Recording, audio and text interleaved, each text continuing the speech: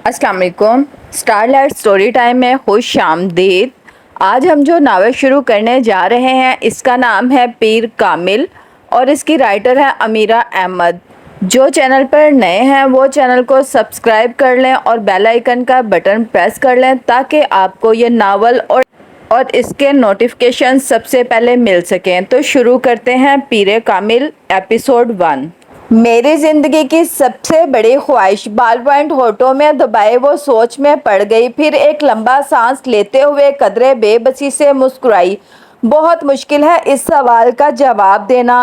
क्यों मुश्किल है? जवेरिया ने इससे पूछा। क्योंकि मेरी बहुत सारी ख्वाहिशात हैं और हर ख्वाहिश ही मेरे लिए बहुत अहम है, इसने सर झटकते हुए कहा। वो दोनों ऑडिटोरियम के अकबी हिस्से में दीवार के साथ ज़मीन पर टेक लगाए बैठी थी। एफएससी क्लासेस में आज इनका 8वां दिन था और इस वक्त वो दोनों फ्री पीरियड में ऑडिटोरियम के अकबी हिस्से में आकर बैठ गई थी। नमकीन मूंगफली के दानों को एक एक करके खाते हुए जवेरिया ने इससे पूछा, तुम्हारी ज़िंदगी की सबसे बड़ी ख्वाहिश क्या है अमामा? अमामा ने कदरे हैरानी से इसे देखा और सोच में पड़ गई। पहले तुम बताओ, तुम्हारी ज़िंदगी की सबसे बड़ी ख्वाहिश क्या है? अमामा ने जवाब देने की बजाय उल्टा सवाल कर दिया। पहले मैंने पूछा है, तुम्हें पहले जवाब देना चाहिए। जवेरिया ने गर्दन हिलाई। अच्छा ठीक है, मुझे और सोचने दो, अमामा ने फौरन हार मानते हुए कहा। मेरी ज़िंदगी की सबसे बड़ी ख्वाहिश, वो बुड़बुड़ाई। एक ख्वाहिश तो ये है कि मेरी ज़िंदगी बहुत लंबी हो, इसने कहा। क्यों? जवेरिया हंसी। बस 50-60 साल की ज़िंदगी मुझे बड़ी छोटी लगती है। कम से कम 100 साल तो मिलने चाहिए इंसान को दुनिया में, और फिर मैं इतना सब कुछ करना चाहती हूँ। अगर जल्दी मर जाऊंगी तो फिर मेरी ज़िंदगी की सारी ख्वाहिशात अधूरी रह जाएंगी, इसने मूंगफली का एक दाना मुंह में डालते हुए कहा। अच्छा और?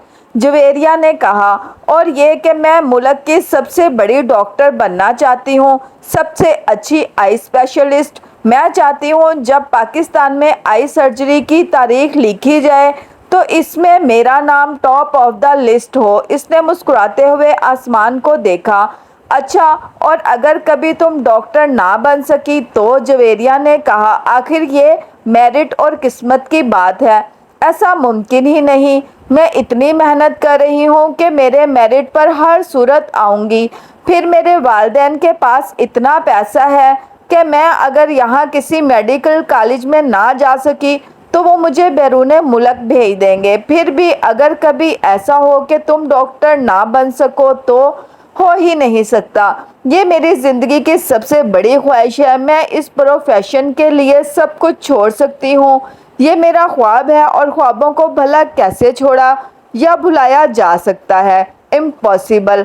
अमामा ने कतई अंदाज में सर हिलाते हुए हथेली पर रखे हुए दानों में से एक और दाना मुंह में डाला।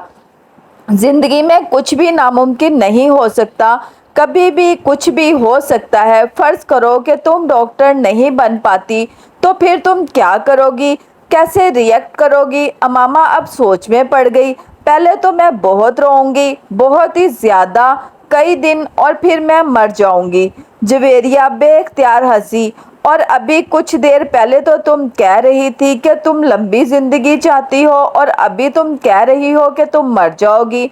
हाँ तो फिर ज़िंदा रहकर क्या करूँगी? सारे प्लान्स ही मेरे मेडिकल के हवाले से हैं और ये चीज़ ज़िंदगी से निकल गई, फिर बाकी रहेगा क्या? यानी तुम्हारी एक बड़ी ख्वाहिश दूसरी बड़ी ख्वाहिश को ख़त्म कर देगी, तुम यही समझ लो।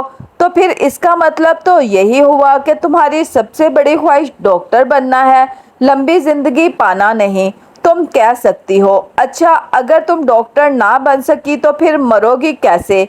खुदकुशी करोगी या तिब्बी मौत? जवेरिया ने बड़ी दिलचस्पी से पूछा। तिब्बी मौत ही मरूंगी, खुदकुशी तो कर ही नहीं सकती, अमामा ने लापरवाही से कहा। और अगर तुम्हें तिब्बी मौत आ ना सकी तो? मेरा मतलब है जल्द ना आई तो फिर डॉक्टर ना बनने के बावजूद भी लंबी ज़िंदगी गुजारोगी। नहीं, मुझे पता है कि अगर मैं डॉक्टर ना बनी तो फिर बहुत जल्दी मर जाऊंगी। मुझे इतना दुख होगा कि मैं तो ज़िंदा रह ही नहीं सकूंगी, वो यकीन के साथ बोली।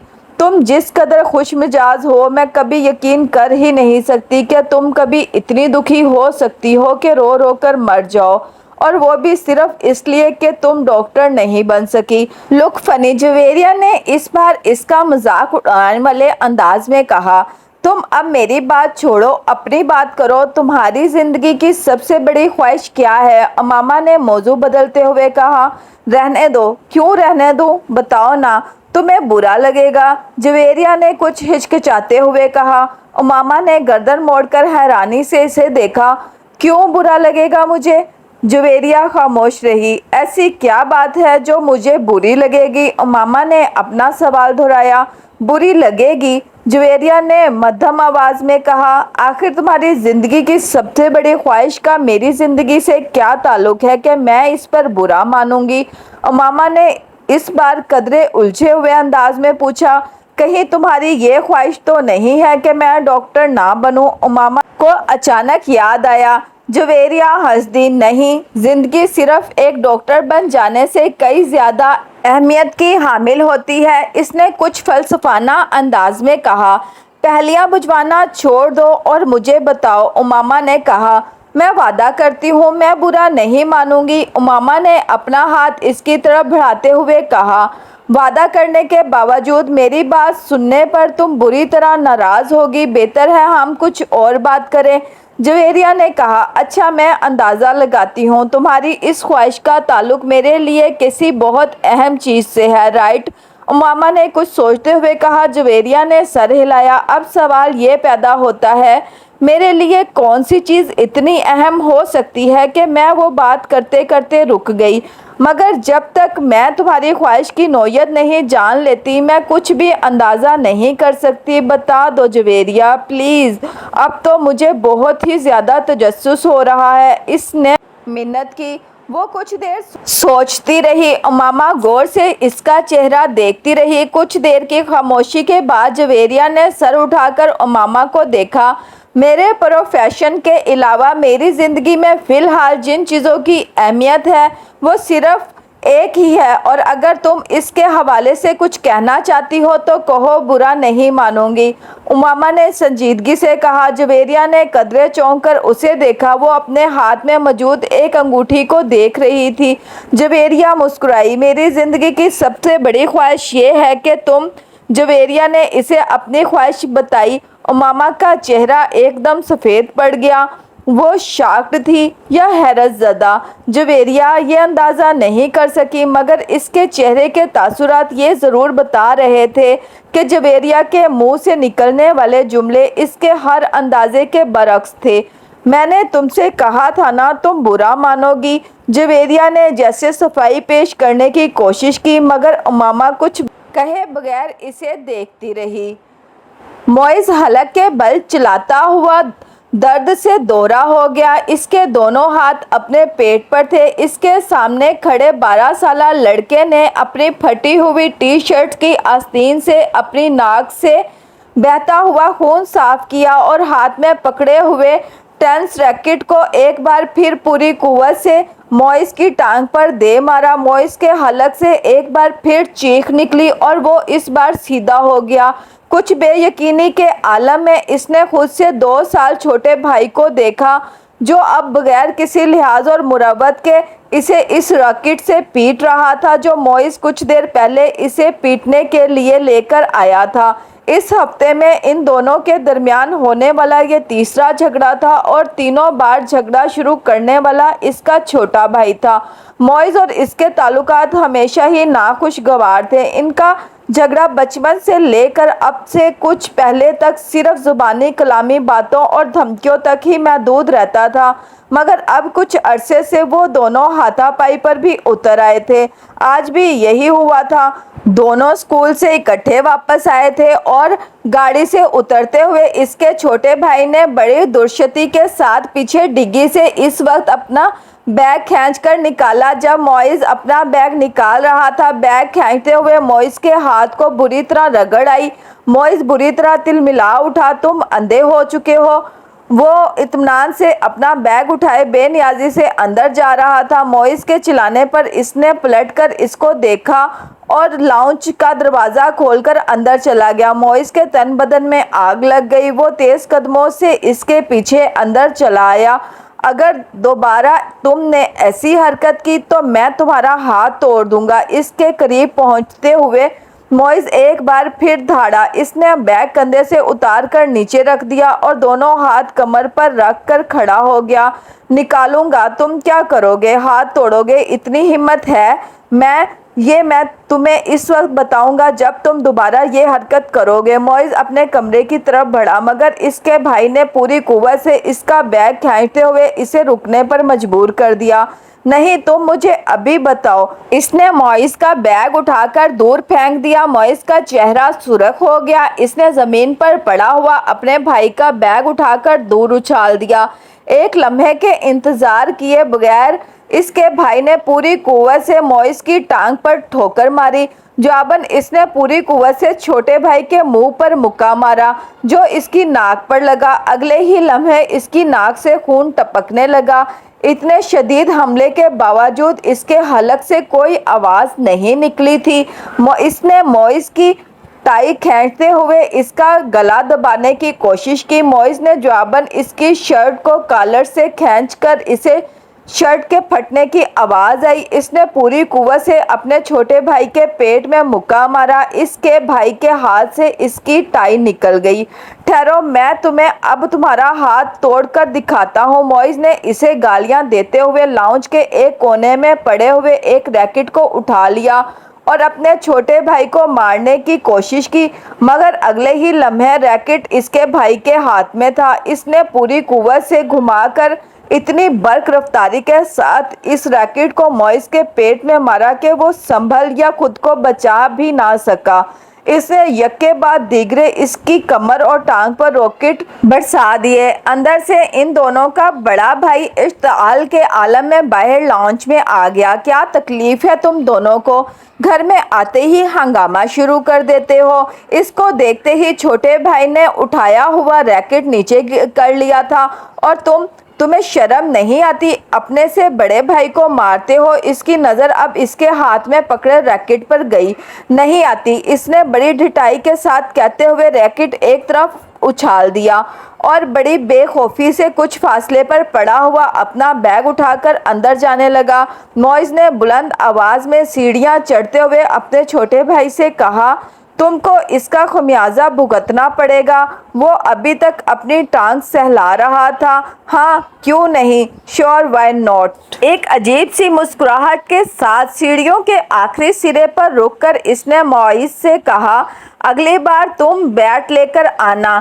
ٹینس ریکٹ سے کچھ مزہ نہیں آیا۔ تمہاری کوئی ہڈی نہیں ٹوٹی۔ معیز کو اشتعال آ گیا۔ تم اپنی ناک سنبھالو، وہ یقیناً ٹوٹ گئی ہوگی۔ معیز غصے کے عالم میں سیڑھیوں کو دیکھتا رہا جہاں کچھ دیر پہلے وہ کھڑا تھا۔ مسز سمانتھا چیٹرز نے دوسری رو میں کھڑکی کے ساتھ پہلی کرسی پر بیٹھے ہوئے اس لڑکے کو چوتھی بار گھورا۔ وہ اس وقت بھی بڑی بے نیازی سے کھڑکی سے باہر دیکھنے میں مصروف تھا۔ دفتر فوقتاً وہ باہر سے نظریں ہٹاتا، ایک نظر مسز سمانتھا کو دیکھتا، اس کے بعد پھر اسی طرح باہر جھانکنے لگتا۔ اسلام آباد کے ایک غیر ملکی اسکول میں وہ آج سے پہلے دن اس کلاس کی بیالوجی پڑھانے کے لیے آئی تھی۔ وہ ایک ڈپلومیٹ کی بیوی تھی اور کچھ دن پہلے ہی اسلام آباد اپنے شوہر کے ساتھ آئی تھی۔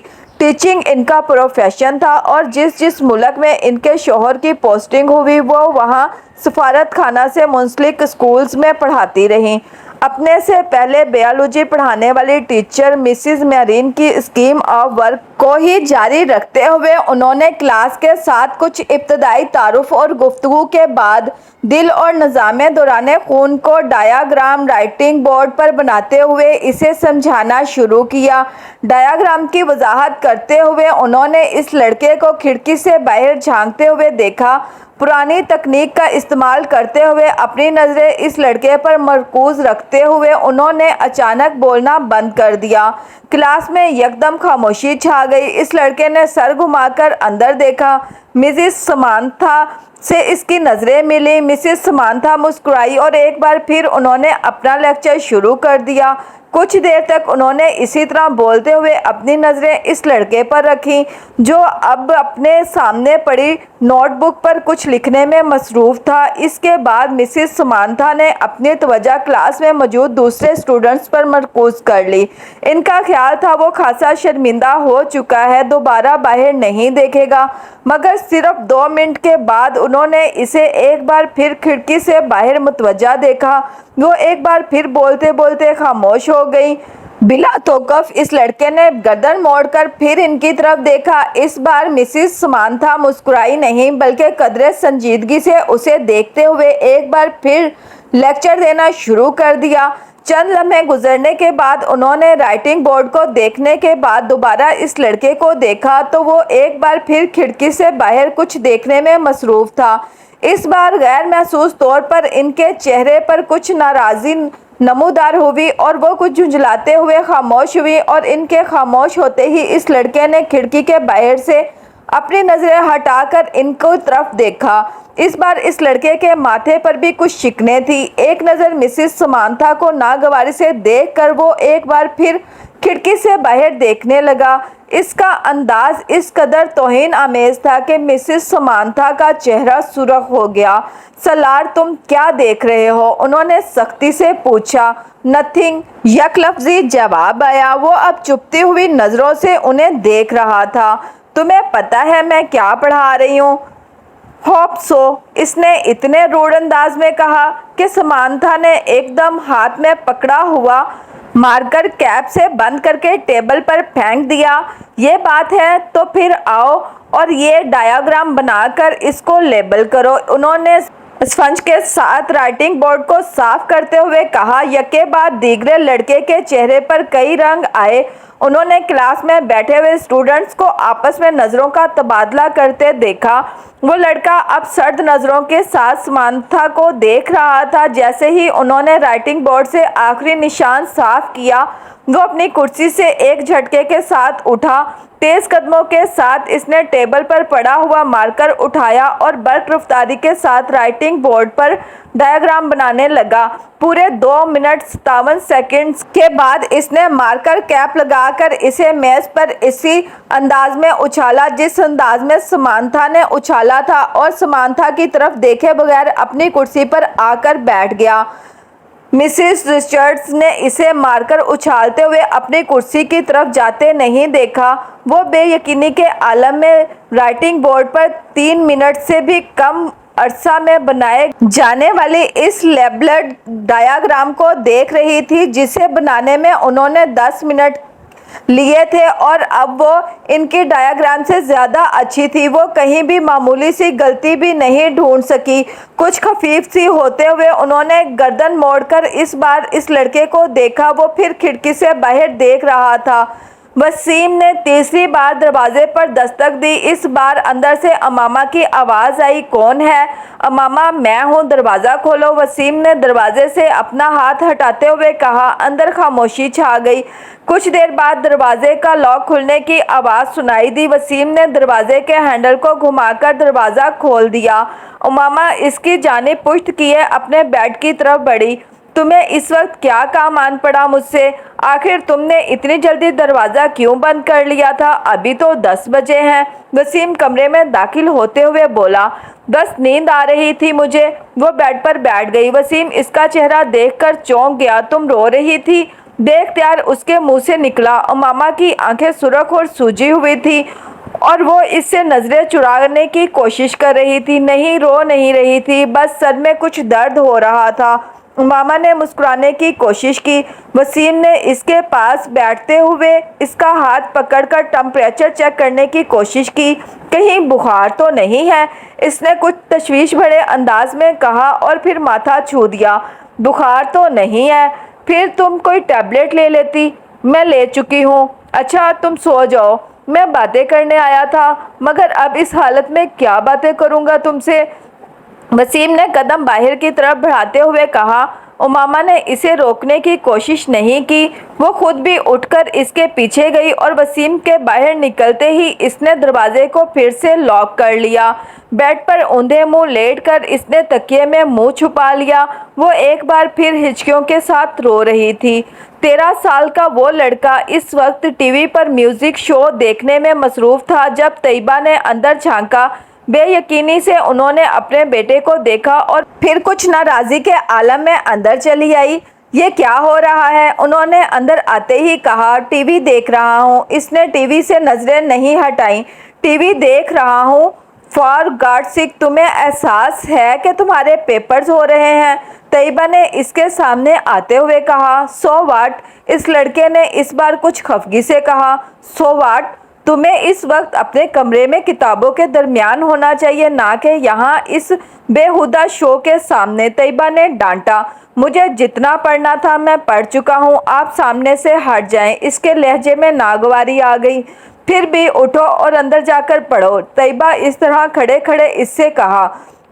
ना मैं यहाँ से हटूंगा, ना अंदर जाकर पढ़ूंगा। मेरी स्टडीज़ और पेपर्स मेरा मसला है, आपका नहीं। अगर तुम्हें इतनी परवाह होती स्टडीज़ की तो इस वक्त तुम यहाँ बैठे होते। स्टेप साइड, इसने तैयबा के जुमले को नज़रअंदाज करते हुए बड़ी बदतमीजी के साथ हाथ के इशारे से कहा।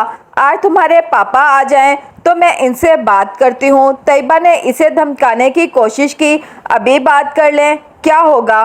पापा क्या कर लेंगे जब मैं आपको बता चुका हूँ कि मुझे जितनी तैयारी करनी थी मैंने कर ली है, तो फिर आपको क्या मसला है? ये तुम्हारे सालाना इम्तिहान है, तुम्हें एहसास होना चाहिए इस बात का। तैयबा ने यकदम अपने लहजे को नरम करते हुए कहा। मैं कोई 2-4 साल का बच्चा नहीं हूँ कि मेरे आगे पीछे फिरना पड़े आपको। मैं अपने मामलात में आपसे ज़्यादा समझदार हूँ, इसलिए ये थर्ड क्लास किस्म के जुमले मुझसे मत बोला करें। एग्ज़ाम्स हो रहे हैं, स्टडीज़ पर ध्यान दो। इस वक्त तुम्हें अपने कमरे में होना चाहिए। मैं तुम्हारे फादर से बात करूंगी। What a rubbish! वो बात करते करते गुस्से में सोफ़ा से उठकर खड़ा हो गया। हाथ में पकड़ा हुआ रिमोट इसने पूरी कुव्वत से सामने वाली दीवार पर दे मारा और पाँव पटकता हुआ कमरे से निकल गया। तैयबा कुछ बेबसी और खफत के आलम में इसे कमरे से बाहर निकलता देखती रही। फ्लोमिना फ्रांसिस ने अपने हाथ में पकड़े पैकेट मेज़ पर रखते हुए एक नज़र हॉल में दौड़ाई। पेपर शुरू होने में अभी 10 मिनट बाकी थे और हॉल में मौजूद स्टूडेंट्स किताबें, नोट्स और नोटबुक्स पकड़े तेज़ी से सफ़े आगे पीछे करते इन पर आखिरी नज़रें डाल रहे थे। इनकी जिस्मानी हरकत से इनकी परेशानी और इज़्तिराब का इजहार हो रहा था।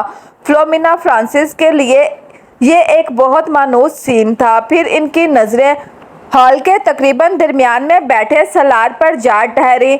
25 स्टूडेंट्स में से इस वक्त वो वाहिद स्टूडेंट था जो इत्मीनान से अपनी कुर्सी पर टांग रखे बैठा था। एक हाथ में स्केल पकड़े आहिस्ता आहिस्ता इसे अपने जूते पर मारते हुए वो इत्मीनान से इधर उधर देख रहा था। फ्लोमिना के लिए ये सीन भी नया नहीं था। अपने 7 साला कैरियर में उन्होंने पेपर्स के दौरान सलार को इसी बेफिक्री और लापरवाही का मुजाहरा करते पाया था। 9:02 पर उन्होंने सलार के पास से गुजरते हुए इसे MCQs पर मबनी ऑब्जेक्टिव पेपर थमाया। 30 मिनट के बाद इसे वो पेपर इनसे लेना था। 9:10 पर उन्होंने सलार को अपनी कुर्सी से खड़ा होते देखा। इसके खड़े होते ही हॉल में इससे पीछे मौजूद तमाम स्टूडेंट्स ने सर उठाकर उसे देखा।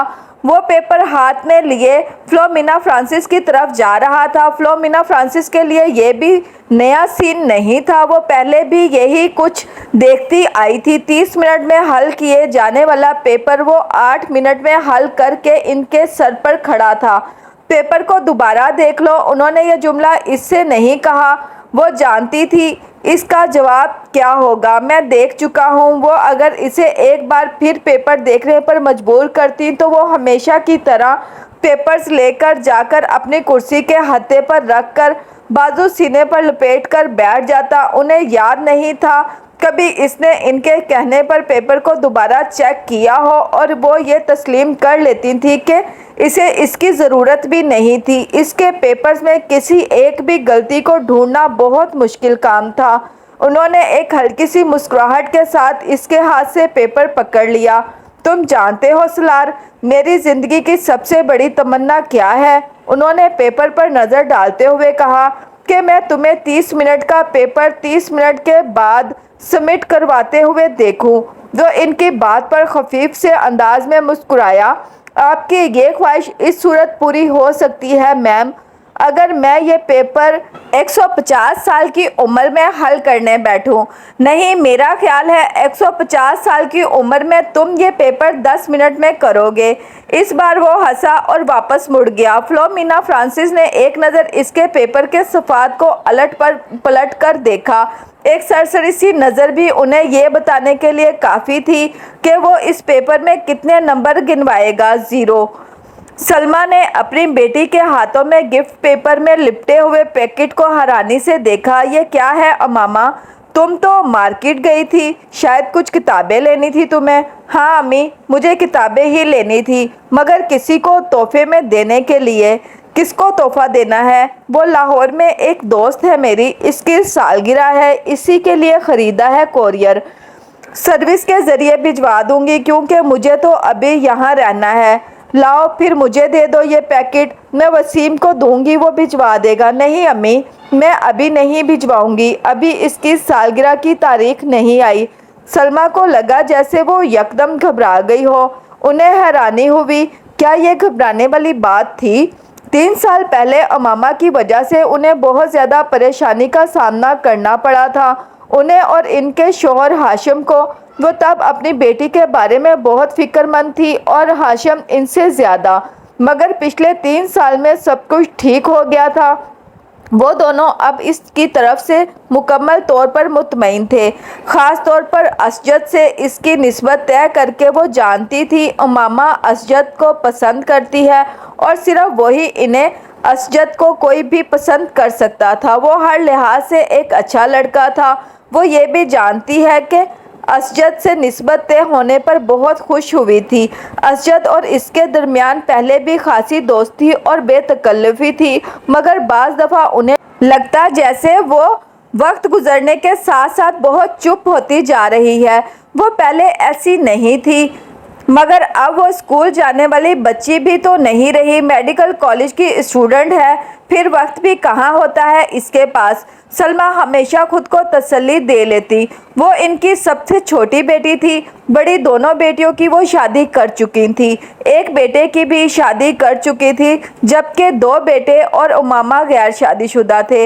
अच्छा ही है कि ये संजीदा होती जा रही है। लड़कियों के लिए संजीदगी अच्छी होती है। इन्हें इतनी जल्दी अपनी जिम्मेदारियों का एहसास हो जाए, इतना ही अच्छा है। सलमा ने एक गहरी सांस लेते हुए उमामा से नज़रें हटा ली। वो छुट्टियों में घर आई हुई थी और जितने दिन वो यहाँ रहती इनकी नज़रें इसी पर मरकूज़ रहती।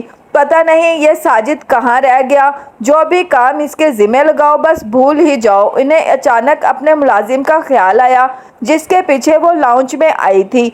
बुड़बुड़ाते हुए लाउंज से बाहर निकल गई। ये न्यू ईयर नाइट थी। नया साल शुरू होने में 30 मिनट बाकी थे। 10 लड़कियों पर मुश्तमिल 14-15 साल के लड़कों का वो ग्रुप पिछले 2 घंटे से अपने अपने मोटरसाइकिल्स पर शहर की मुख्तलिफ सड़कों पर अपने करतब दिखाने में मसरूफ़ था।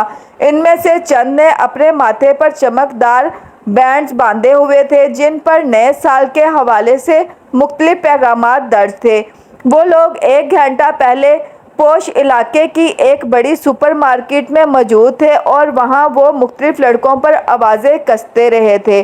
अपने बाइक्स पर सवार अब जगह पर चक्कर लगा रहे थे। इनके पास फायर क्रैकर्स मौजूद थे जिन्हें वो वक्तन वक्तन चला रहे थे।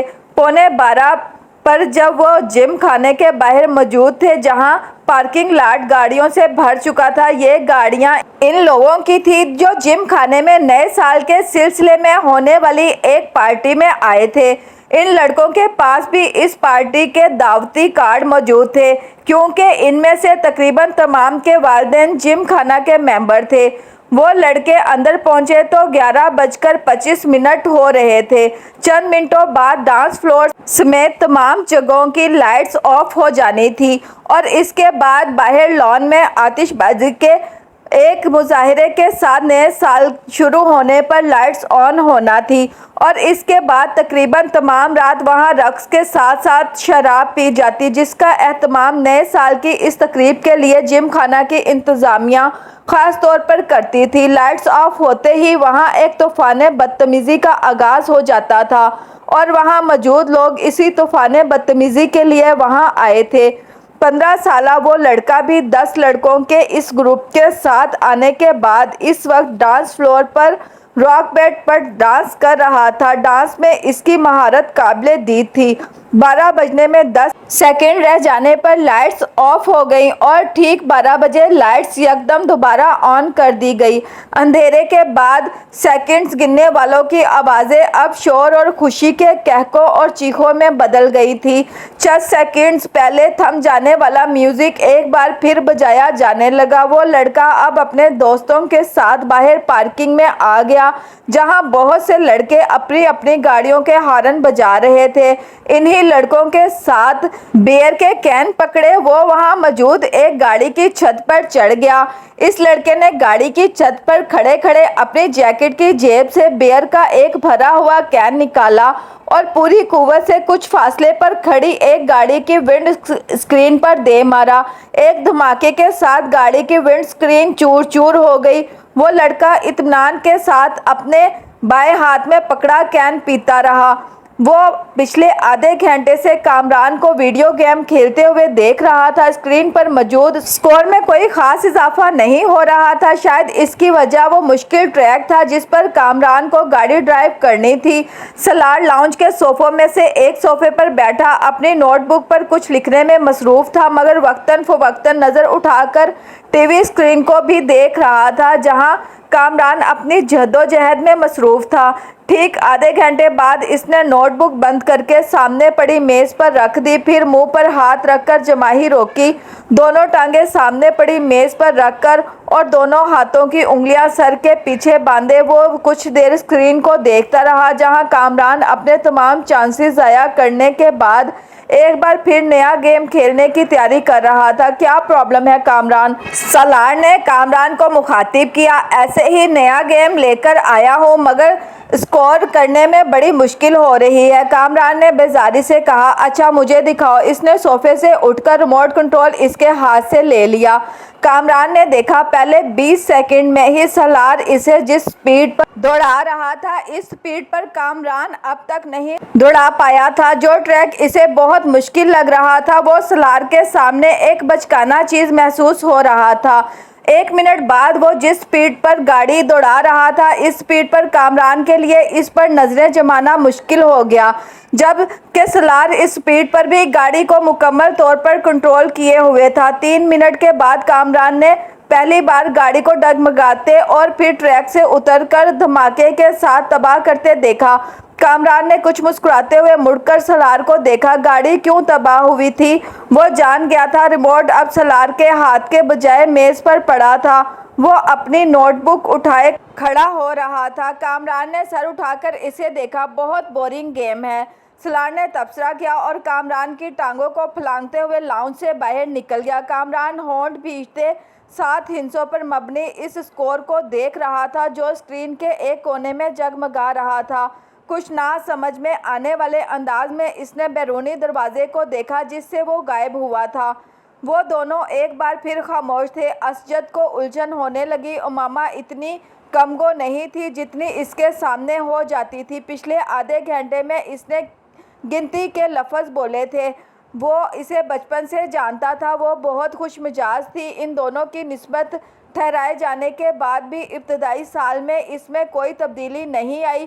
असजद को इससे बात करके खुशी महसूस होती थी।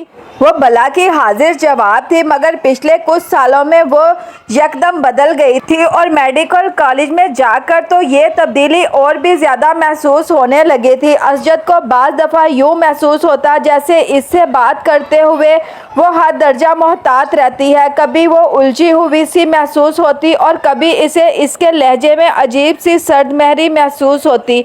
इसे लगता वो जल्द अज जल्द इससे छुटकारा पाकर इसके पास से उठकर चली जाना चाहती है। इस वक्त भी वो वैसा ही महसूस कर रहा था।